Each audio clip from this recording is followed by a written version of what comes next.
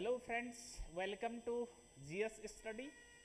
तो आज हम एक नया टॉपिक यहाँ पे लेके आए हैं या एमसीक्यूज हम लेके आए हैं। जीएस के एमसीक्यू सीरीज कुछ क्वेश्चन यहाँ पर जीएस के हैं, तो इनको हम सॉल्व यहाँ पे करते हैं।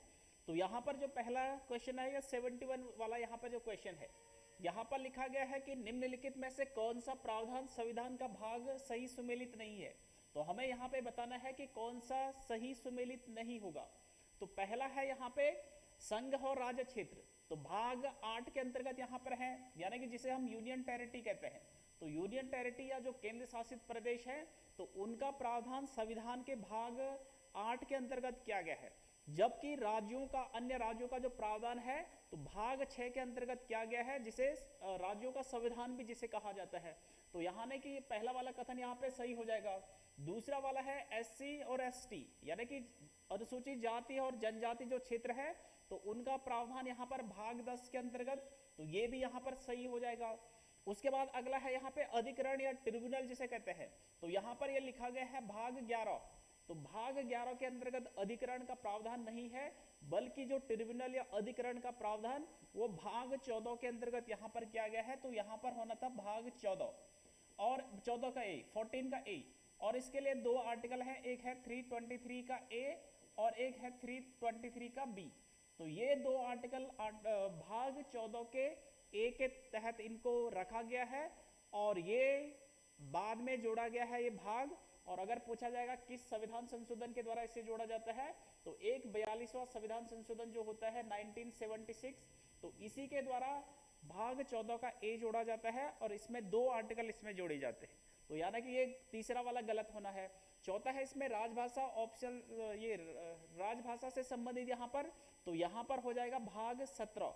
तो यहाँ ने कि ये भी क्या हो जाएगा, यहाँ पे सही हो जाएगा। और हमें बताना है कि इनमें से कौन सुमेलित नहीं होगा, तो इसका जो राइट आंसर होना है, तो वो सी इसका राइट आंसर यहाँ पे होगा। अगला जो क्वेश्चन है, यहाँ पे सूची फर्स्ट को सूची सेकंड से हमें मिलाना है।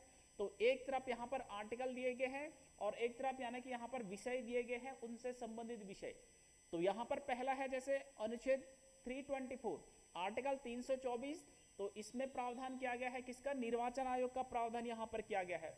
और निर्वाचन आयोग अगर वे भाग पूछा जाएगा तो भाग किसके अंतर्गत यहाँ पे आ जाएगा, तो भाग 15 हो जाएगा, जिसमें इलेक्शन कमीशन का प्रावधान है।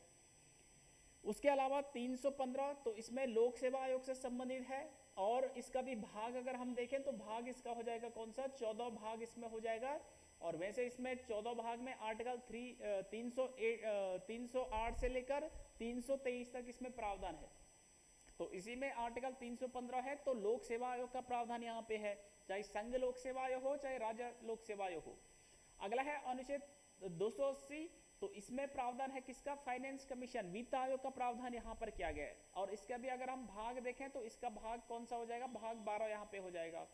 इसके अलावा आर्टिकल 338, तो यहाँ पर है राष्ट्रीय अनुसूचित जाति आयोग से संबंधित यहाँ पर हो जाएगा। और इसको अगर हम भाग देखें तो इसमें भाग कहाँ पर हो जाएगा, तो भाग 16 यहाँ पे हो जाएगा। तो इनका मिलान करना है, तो फर्स्ट का हो जाएगा इसमें 4, सेकेंड का हो जाएगा इसमें 3rd, फिर इसमें 3rd का हो जाएगा सेकेंड और 4 का हो जाएगा 1। तो 4 3 2 1 इसका राइट आंसर यहाँ पे होना था। तो बी 4 3 2 1, तो बी वाला यहाँ पे राइट आंसर हो जाएगा। ठीक है, अगला इसमें हम देखते हैं अगला क्वेश्चन जो है, तो यहाँ पर लिखा गया है कि निम्नलिखित घटनाओं पर विचार कीजिए तथा इन्हें सही कालानुक्रम में व्यवस्थित कीजिए। सबसे पहले से लेकर आखिरी तक हमें यहाँ पे बताना है कि यहाँ पर इनका क्रम किस प्रकार से होगा। तो ये संविधान से संबंधित कुछ यहाँ पे समिति और ये दिए गए हैं। तो प्रारूप समिति की नियुक्ति, तो वो संविधान की एक सबसे महत्वपूर्ण समितियों में से ड्राफ्टिंग कमेटी होती है, जिसमें 7 मेंबर होते हैं और इसके जो अध्यक्ष होते हैं, तो भीमराव अंबेडकर इसके अध्यक्ष होते हैं। तो इसका जो गठन होता है, तो 29 अगस्त 1947 को इसका गठन होता है ड्राफ्टिंग कमेटी का। दूसरा ऑप्शन है यहाँ पे भारतीय संविधान को अंगीकृत और अधिनियमित किया गया है। तो यानी कि कब ये बन के तैयार हो गया था, तो ये अंगीकृत हुआ था 26 नवंबर 1949 को। तो इस दिन हमारा संविधान बन के लागू हो ये बन जाता है, जबकि जो पूर्ण रूप से लागू होता है वो 26 जनवरी 1950 से लागू होता है। अगला यहाँ पर देखते हैं भारतीय संविधान के प्रवृत्त होने की तिथि, तो यानी कि कब से ये लागू हुआ था, तो 26 जनवरी 1950 से ये लागू होगा, तो इसका ये होना था। और अगला है संविधान सभा की प्रथम बैठक, तो यानी कि 9 दिसंबर 1946 1946, तो इस दिन पहली बैठक होती है। तो ये संविधान की बैठकों से संबंधित या संविधान के बनने से संबंधित ये कुछ यहाँ पर दिए गए हैं। तो यहाँ पर इनका क्रम लगाना है। सबसे पहले क्या हुआ, तो सबसे पहले संविधान की प्रथम बैठक है ना, यहाँ पर हो जाएगा 4 पहले हो जाएगा। उसके बाद फिर क्या आ जाएगा इसमें, इसके बाद प्रारूप समिति का गठन, तो फिर फर्स्ट वाला आ जाएगा। और उसके बाद इसमें सेकंड वाला आ जाएगा, जो संविधान को अंगीकृत अधिनियमित किया गया था। और उसके बाद इसमें संविधान के लागू होने, तो 4 1 2 3 इसका राइट आंसर होना था। तो 4 1 2 3, तो 4 1 2 3, तो यानी कि डी इसका राइट आंसर यहाँ पे हो जाएगा 4 1 2 3। अगला है यहाँ पे 74 वाला है, निम्न युग्मों में से कौन सा युग्म संविधान की अनुसूची विषय से सही सुमेलित नहीं है। तो यहाँ पर भी हमें बताना है कि कौन सा सही सुमेलित नहीं होगा। तो एक तरफ अनुसूचियां दे रखी हैं और एक तरफ इनसे संबंधित विषय दिए गए। तो तीसरी अनुसूची, तो तीसरी अनुसूची में क्या है, शपथ और प्रतिज्ञान का प्रारूप यहाँ पर है। तो जो संवैधानिक पद है उनकी शपथ का प्रारूप अनुसूची 3 के अंतर्गत किया गया है। इसमें केवल राष्ट्रपति हो गया, उपराष्ट्रपति हो गया और राज्यपाल, तो इनकी शपथ का प्रारूप यहाँ पर नहीं है। इसके अलावा अन्य जो संवैधानिक पद, तो उनका प्रारूप यहाँ पर है। अगली है 8वीं अनुसूची में, तो इसमें भाषाओं का वर्णन यहाँ पर किया गया है। जो मान्यता प्राप्त जो भाषाएं हैं, टोटल 22 भाषाएं, तो उनका प्रावधान 8वीं अनुसूची में है, तो ये सही हो जाएगा। अगला है 9वीं अनुसूची, तो राज्यसभा में स्थानों का आवंटन, तो ये यहाँ पर गलत होना था। राज्यसभा में जो सीटों का आवंटन है, तो वो 4थी अनुसूची में किया गया। 4th जो शेड्यूल है, अनुसूची है, तो यहाँ पर इसका प्रावधान किया गया है राज्यसभा सीटों का आवंटन। जबकि 9वीं अनुसूची जो होती है, ये प्रथम संविधान संशोधन के द्वारा जोड़ी जाती है। प्रथम जो संविधान संशोधन होगा 1951 में, तो इसके तहत 9वीं अनुसूची को जोड़ा जाता है, जिसमें भूमि या अन्य विषय इसमें रखे जाते हैं, जिनका यानी कि न्यायिक क्षेत्र में उनको वहां पर नहीं रखा जा सकता था, तो वो 9वीं अनुसूची के अंतर्गत यहाँ पे रखे गए थे, है ना। न्यायिक निर्णय वगैरह उन विषयों पर नहीं दिया जा सकता था, उस समय वो रखे गए थे 1951 में। तो यानी कि ये गलत होना था। तो हमें यहीं पर यही बताना है कि कौन सा सही नहीं होगा। तो सी वाला इसमें सही हो जाएगा कि ये यहाँ पर गलत हो जाएगा। 10वीं अनुसूची है, तो ये दल बदल परिवर्तन से संबंधित, तो ये भी बाद में जोड़ा जाता है। 10वीं अनुसूची 52वां संविधान संशोधन होता है 1985, और इस संविधान संशोधन के द्वारा 10वीं अनुसूची को यहाँ पे जोड़ा जाता है। तो यहाँ पर अगर हम देखें तो सी इसका राइट आंसर यहाँ पे होना था। अगला है यहाँ पे 75, अगला क्वेश्चन जो है यहाँ पे इसमें है नेटिव मैरिज एक्ट किस वर्ष पारित हुआ। तो नेटिव मैरिज एक्ट, या इसी को क्या कहते हैं, इसी को ब्रह्म विवाह अधिनियम भी इसको कहते हैं, ब्रह्म विवाह अधिनियम। तो ये ब्रह्म विवाह जो अधिनियम है, मुख्य रूप से केशव चंद्र सेन जो ब्रह्म समाज से जुड़े हुए थे, तो उनके प्रेरणा या उनके अनुसार या उनके आधार पर ही ये नेटिव मैरिज एक्ट यहाँ पर पारित किया गया था। और ये पारित होता है कब, 1872 में। और इसमें यानी कि लड़की और लड़के, इनकी शादी की जो उम्र रखी गई थी, तो लड़की की 14 वर्ष इसमें रखी गई थी, और लड़कों की जो शादी या विवाह योग्य जो आयु रखी गई थी, तो वो 18 वर्ष यहाँ पे रखी गई थी। ठीक है, तो इस प्रकार से यानी कि विवाह की उम्र से संबंधित यहाँ पर होता है नेटिव मैरिज एक्ट। भले ही केशव चंद्र सेन आगे चलकर इसका उल्लंघन भी करते हैं, अपनी 13 वर्षीय पुत्री का विवाह वहाँ पे कर देते हैं, तो फिर ब्रह्म समाज में आगे फूट भी पड़ती है। अगला है क्वेश्चन 76, निम्नलिखित वक्तव्यों पर विचार कीजिए। तो ये पहला कथन है यहाँ पे, 19वीं सदी के सामाजिक धार्मिक आंदोलनों के कारण भारत का आधुनिकीकरण हुआ। तो 19वीं सदी में भारत में जो कुरीतियाँ थी, भारत में जो बहुत सारी कुरीतियाँ यहाँ पर होती हैं, उनको दूर करने के लिए यहाँ पर सबसे पहले यानी कि धार्मिक सामाजिक जो सुधार आंदोलनों में शुरुआत होती है, तो ब्रह्म समाज से इसकी शुरुआत मानी जाती है। ब्रह्म समाज यानी कि 1828 में बनाया जाता है, किसके द्वारा, राजा राम मोहन राय के द्वारा। तो यही सबसे पहले धार्मिक सामाजिक सुधार आंदोलनों में पहला इसको माना जाता है, या हिंदू धर्म में सुधार से संबंधित। तो इनमें वैज्ञानिक तर्क सोच वगैरह इस प्रकार से विकसित हुई, तो इन्होंने आधुनिकीकरण की ओर यहाँ पर लोगों को ले जाना चाहा। तो पहला है कथन 19वीं सदी के सामाजिक धार्मिक आंदोलनों के कारण भारत का आधुनिकीकरण हुआ है, तो बिल्कुल सही हो जाएगा। इसीलिए आधुनिक भारत का निर्माता या पुनर्जागरण का जनक या पत्रकारिता का पिता, ये सारे नाम सारे कहा जाता है किसको? राजा राम मोहन राय को इन अलग अलग नामों से जाना जाता है। तो पहला वाला सही हो जाएगा। कारण आर है सामाजिक धार्मिक आंदोलनों के मूल में बुद्धिवाद, वैज्ञानिक दृष्टिकोण तथा अन्य ऐसे विचार थे जो आधुनिकता के आधार माने जाते हैं। तो ये सारे चीज इनके इन आंदोलनों में थी। वैज्ञानिक सोच, दृष्टिकोण जो इनका होगा आधुनिकता सोचने का, तो ये सारी चीजें होती हैं। तो यानी कि हम कह सकते हैं कथन फर्स्ट, इन आंदोलनों के कारण आधुनिकीकरण हुआ क्योंकि सामाजिक धार्मिक आंदोलनों के मूल्य में बुद्धिवाद, वैज्ञानिक दृष्टिकोण तथा अन्य ऐसे विचार थे जो आधुनिकता के आधार माने जाते हैं। तो यहाँ पर ए और आर दोनों सही हो जाएंगे और स्पष्टीकरण भी यहाँ पर क्या हो जाएगा? सही हो जाएगा। तो इसका जो राइट आंसर होना था तो वो यहाँ पर होना था कौन सा? ए और आर दोनों सही है और ए की सही व्याख्या आर है, तो बी यहाँ पर इसका राइट आंसर यहाँ पे होना था। अगला क्वेश्चन है यहाँ पे, निम्नलिखित में से कौन सी सहायक नदी सही सुमेलित नहीं है? तो यहाँ पर हमें सही सुमेलित बताना है। पहला है मंजरा नदी, तो ये गोदावरी की सहायक नदी है, बिल्कुल यहाँ पे सही हो जाएगी। मंजरा हो गया।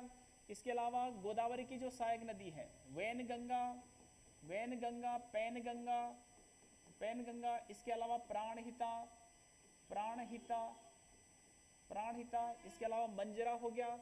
ठीक है, तो ये सारी, इसके अलावा इंद्रावती, इंद्रावती है ना, इसी पे एक जलप्रपात भी है इंद्रावती नदी पर, चूलिया जलप्रपात, ये चित्रकूट जलप्रपात। इंद्रावती नदी पर जो होगा वो चित्रकूट जलप्रपात यहाँ पे होगा छत्तीसगढ़ में, चित्रकूट जलप्रपात।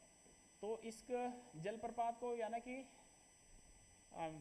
ठीक है, ये यहाँ पर ये हो जाएगा। इसके अलावा अगर हम देखें जो मंजरा नदी है, तो इसी मंजरा नदी पे क्या हो जाएगा? जो निजाम सागर बांध है तेलंगाना में हो जाएगा, निजाम सागर बांध। तो ये यहाँ पर निजाम सागर बांध तो मंजरा नदी पर हो जाएगा। तो यानी कि एक गोदावरी की सहायक नदी है। तो वैनगंगा, पैनगंगा, प्राणहिता, इंद्रावती, इसके अलावा पूर्णा, ठीक है, तो ये सारी नदी यहाँ पर हो जाएंगी किसकी? गोदावरी की। परवरा हो गया, पूर्णा हो गया, तो ये सारी गोदावरी की सहायक नदियां हैं। तो पहला वाला सही हो जाएगा। दूसरा वाला अगर हम देखें हेमावती, तो हेमावती की बात करें तो ये कावेरी की नदी हो जाएगी सहायक नदी। और इसके अलावा अगर हम अन्य सहायक नदी की बात करें तो यहाँ पर कावेरी की अन्य सहायक नदियाँ तो एक हो जाती है अमरावती, अमरावती, इसके अलावा लक्ष्मण तीर्था, लक्ष्मण तीर्था, इसके अलावा भवानी, है ना, इस प्रकार से जो हो जाएंगी तो ये कावेरी की सहायक नदियाँ यहाँ पर हो जाएंगी। ठीक है, कावेरी की सहायक नदियाँ तो भवानी, लक्ष्मण तीर्था, तो ये कावेरी की सहायक नदियाँ हैं, है ना, भवानी। इसके अलावा अगर हम देखें माल प्रवाह, तो माल प्रवाह हो गया, घाट प्रवाह हो गया। ठीक है, ये सारी नदियाँ किसकी हो जाएंगी? ये माल प्रवाह हो गया, घाट प्रवाह हो गया, इसके अलावा तुंगभद्रा हो गया, तुंगभद्रा, इसके अलावा मूसी हो गया। तो ये सारी नदियाँ जो सहायक नदियाँ हो जाएंगी तो ये कृष्णा की सहायक नदियाँ यहाँ पर हो जाएंगी। ठीक है, भीमा, कोयना, है ना, इस प्रकार से जो नदियाँ हो जाएंगी, भीमा, कोयना, तो ये हो जाएंगी कृष्णा की सहायक नदियाँ। और डी वाला यहाँ पे है प्राणहिता महानदी की सहायक नदी, तो ये यहाँ पर गलत हो जाएगा। अभी हमने देखा कि प्राणहिता जो सहायक नदी है तो वो गोदावरी की सहायक नदी है, न कि महानदी की। तो हमें यही बताना था कि कौन सा सही सुमेलित नहीं होगा, तो डी यहाँ पर राइट आंसर हो जाएगा कि ये सही सुमेलित नहीं है। अगला है क्वेश्चन, निम्नलिखित कथनों में से लेटेराइट मिट्टी के विषय में कौन सा कथन सही है? तो पहला है कि यह मिट्टी उच्च तापमान एवं भारी वर्षा वाले क्षेत्र में विकसित होती है। तो यहाँ पर सही होना था कि ये जो मिट्टी होती है उच्च तापमान और भारी वर्षा वाले क्षेत्रों में ये विकसित होती है। लेटेराइट यानी कि ईंट के समान इसका आकार माना जाता है। अगर वर्षा होती तो एकदम से ईंट के समान इस प्रकार से हो जाती है और सूखने पर वो कठोर हो जाती है इस प्रकार से। तो पहला वाला सही था। अगला है इसमें इस मिट्टी में लो ऑक्साइड एवं एल्युमिनियम की कमी पाई जाती है। तो दूसरा वाला यहाँ पे गलत होना था कि यहाँ पर एल्युमिनियम की कमी नहीं बल्कि ये अधिकता यहाँ पे पाई जाएगी, तो केवल और केवल इसका एक कथन यहाँ पे सही होना था।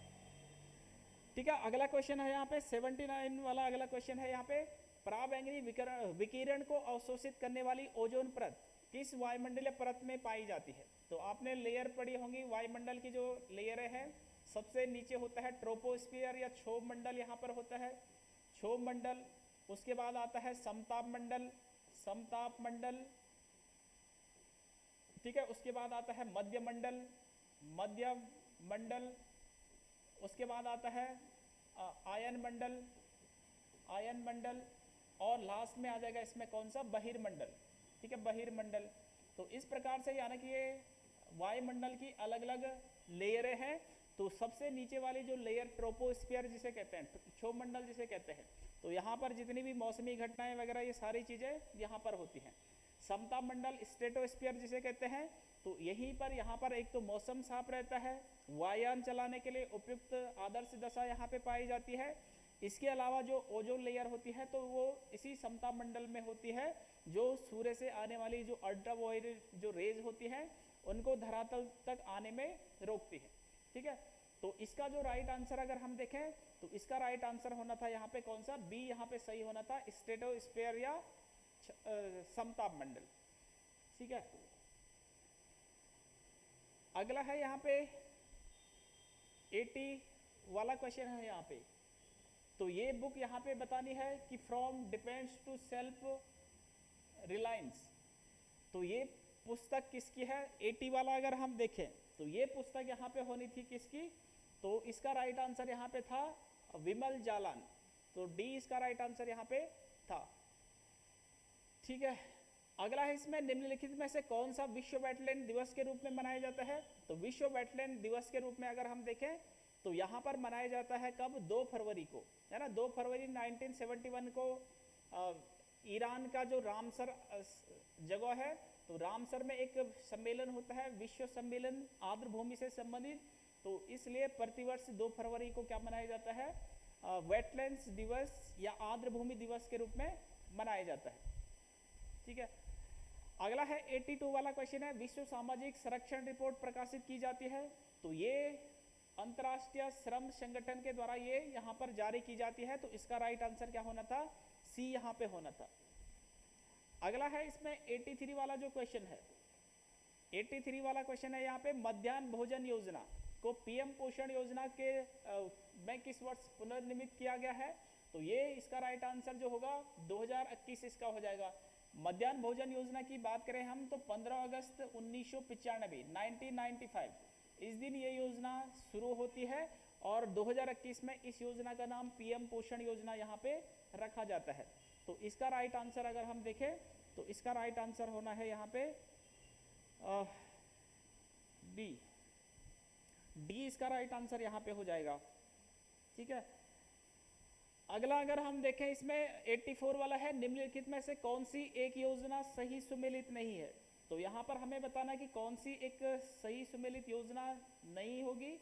तो इसका अगर हम राइट आंसर देखें तो इसका राइट आंसर हो जाएगा कौन सा, यानी कि दीनदयाल उपाध्याय ग्रामीण कौशल्य योजना 2014 की ये सही हो जाएगी। रूरल हाउसिंग ये सब्सिडी स्कीम 2017 की है। श्यामा प्रसाद मुखर्जी मिशन 2015, तो ये यहाँ पर गलत हो जाएगा, ये 2015 नहीं बल्कि 2016 का है। और सांसद आदर्श ग्राम योजना तो ये अक्टूबर 2014 की है, तो ये यहाँ पर सही होना था। तो इसका जो राइट आंसर हो जाएगा तो वो यहाँ पर सी इसका राइट आंसर यहाँ पे हो जाएगा, श्यामा प्रसाद मुखर्जी ये वाली योजना यहाँ पे गलत हो जाएगी। ठीक है, इसके अलावा अगर हम देखें अगला क्वेश्चन अगर देखें इसमें अगला क्वेश्चन, ठीक है, इसमें है 80 का 80। ठीक है,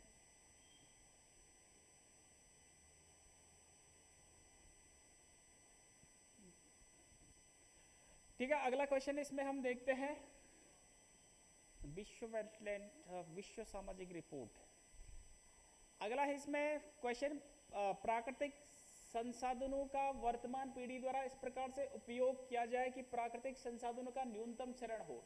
और यह किस प्रकार का विकास कहलाएगा? तो ये वाला जो विकास होता है तो इसको हम कहते हैं क्या?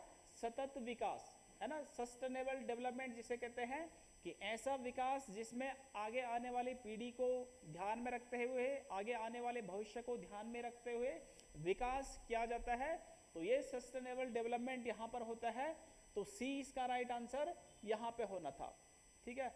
और बाकी जो आर्थिक विकास होता है, तो आर्थिक विकास में क्या होता है? इसमें आर्थिक समृद्धि, इकोनॉमिक ग्रोथ के साथ साथ, इकोनॉमिक ग्रोथ का मतलब क्या हो जाएगा? आपकी पर कैपिटा इनकम बढ़ रही है, जीडीपी बढ़ रही है ना, राष्ट्रीय आय बढ़ रही है। तो इस प्रकार से ये आय इनकम बढ़ने के साथ साथ आपका जो बौद्धिक या अन्य जो विकास है वो भी वहां पर होगा, तो वो इकोनॉमिक डेवलपमेंट के अंतर्गत वहां पे आ जाएगा। तो 85 या इसका राइट आंसर अगर हम देखें तो सी इसका राइट आंसर होना था। अगला है यहाँ पे, निम्नलिखित में से कौन सा जननी सुरक्षा योजना का प्रमुख उद्देश्य है?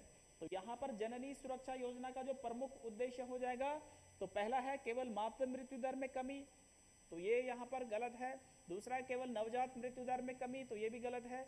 अगला है शिशु मृत्यु दर में कमी, इसका राइट आंसर होना था डी, मातृ मृत्यु दर तथा नवजात मृत्यु दर में कमी, तो ये दोनों यहाँ पर होना था। और इस योजना की अगर हम शुरुआत की बात करें तो ये योजना 12 अप्रैल 2005 को ये शुरू होती है, और ये शुरू की जाती है किसके द्वारा? NHRM के द्वारा, नेशनल NRHM।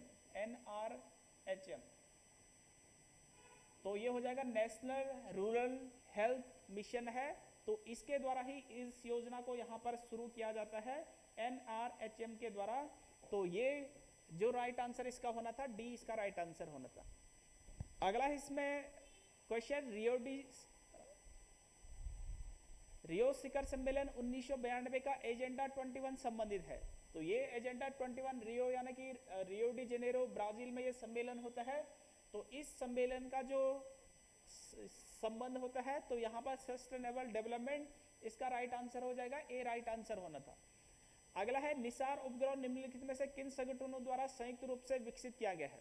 तो ये भारत और अमेरिका की जो अंतरिक्ष एजेंसी है, भारत की अंतरिक्ष एजेंसी इसरो और अमेरिका की नासा, तो इन दोनों के द्वारा इसको डेवलप किया गया है। और अभी 30 जुलाई 2025 को इनको इस निसार उपग्रह को, निसार सैटेलाइट को अंतरिक्ष में यहाँ पर अभी भेजा जाता है। और इस जिस यान के द्वारा इसको भेजा गया था, तो इसका नाम होता है GSLV F-16, तो इसके द्वारा ये भेजा गया था। और ये क्या करेगा? तो ये पृथ्वी की निगरानी करेगा, पृथ्वी की निगरानी, तो पृथ्वी से संबंधित चीजें को जानकारी ये यहाँ पर देगा। तो ये इसरो और नासा की संयुक्त मिशन निसार के नाम से ये यहाँ पर है। तो ए राइट आंसर इसका होना था, ठीक है, ए राइट आंसर। अगला है इसमें 89 वाला क्वेश्चन है, निम्नलिखित में से उनके संगठन के आधार पर क्रमवार सजाइए। तो क्रम के आधार पर इनका हमें स्थापना के आधार पर इनको लगाना है। तो यहाँ पर है पहले बॉम्बे एसोसिएशन, तो 1852 में बॉम्बे एसोसिएशन बनता है। इसमें मुख्य रूप से दादा भाई नौरोजी इनका नाम आता है, दादा भाई नौरोजी। इसके अलावा एक और शंकर शेठ भी इसमें आते हैं। तो मुख्य रूप से दादा भाई नौरोजी के द्वारा बम्बई एसोसिएशन 1850।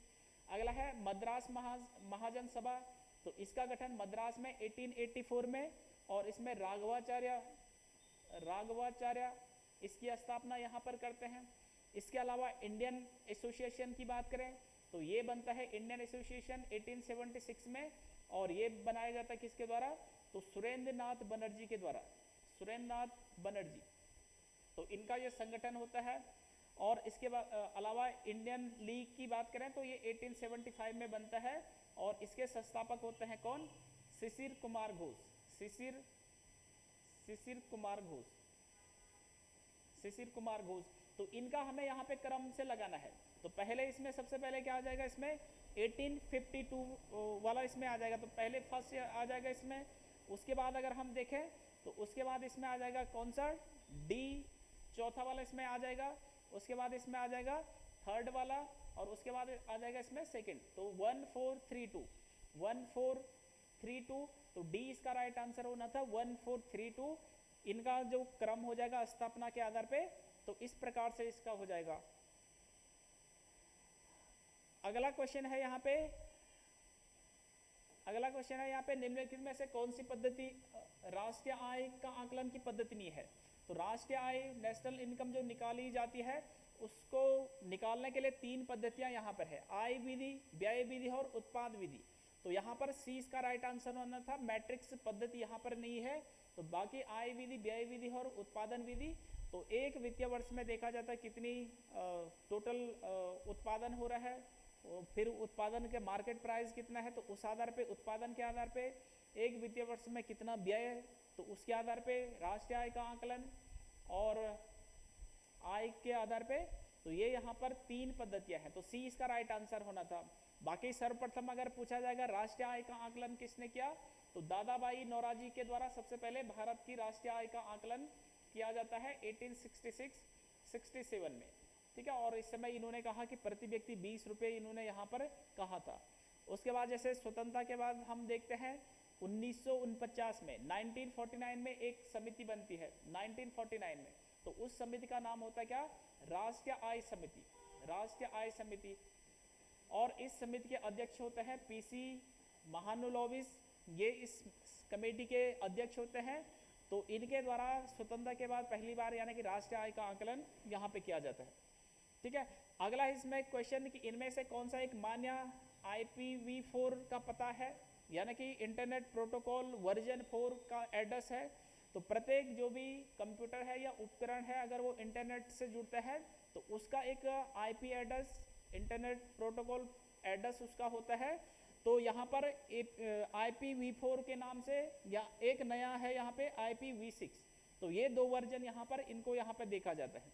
तो जो वर्जन 4 है, तो इसमें पहले तो 3 डॉट का इसमें यहाँ पर प्रयोग होता है, एक तो 3 डॉट का इसमें प्रयोग होगा, इसके अलावा इसमें 32 बिट का प्रयोग होता है, इसके अलावा इसमें 0 से लेकर और 255 के मध्य इसमें डिजिट होते हैं, यानी कि इन्हीं के बीच में डिजिट यहाँ पर होंगे।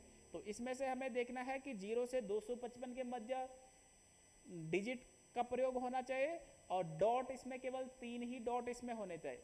तो यहाँ पर जैसे पहला वाला है तो यहाँ पे 256 है, जबकि 55 से ज़्यादा नहीं होना चाहिए, तो ये गलत हो जाएगा। दूसरा वाला यहाँ पे लास्ट में 256, तो 55 से अधिक नहीं होना चाहिए, ये भी गलत हो जाएगा। तीसरा वाला यहाँ पर ये सही हो जाएगा, इसमें पहले 10 है, फिर डॉट है 0.0.1, तो 3 डॉट यहाँ पर होंगे, और इसमें 0 से 256 के मध्य ही डिजिट है, तो ये सी वाला यहाँ पे सही हो जाएगा। डी वाला है यहाँ पे, तो यहाँ पर भी 256 है, तो 55 से अधिक नहीं होना चाहिए, तो ये भी गलत हो जाएगा। अगला क्वेश्चन है, इसमें लास्ट क्वेश्चन है ये, भारत किस वर्ष के लिए कॉमनवेल्थ खेलों के लिए अपनी दावेदारी कर रहा है? तो भारत यानी कि अभी अगर हम देखें तो 2026 में कॉमनवेल्थ खेल जो चलेंगे, राष्ट्रमंडल खेल, तो ये ग्लासगो में चलेंगे, ग्लासगो स्कॉटलैंड में। और इसके बाद यानी कि प्रत्येक 4 वर्षों में क्या होते हैं, राष्ट्रमंडल खेल होते हैं, कॉमनवेल्थ गेम होते हैं। तो इसके बाद 2026 के बाद अगले जो गेम होंगे तो वो 2030 में होंगे, और 2030 में भारत यानी कि अपनी दावेदारी यहाँ पर कर रहा है कि भारत में होने चाहिए 2030 के राष्ट्रमंडल खेल, या दावेदारी पेश कर रहा है भारत। तो इसका राइट आंसर यहाँ पे बी यहाँ पे होना था, ठीक है। तो आज के लिए थे ये कुछ जीएस के इम्पोर्टेंट क्वेश्चन। तो उम्मीद है आपको आज की वीडियो पसंद आई होगी। मिलते हैं एक नई वीडियो के साथ।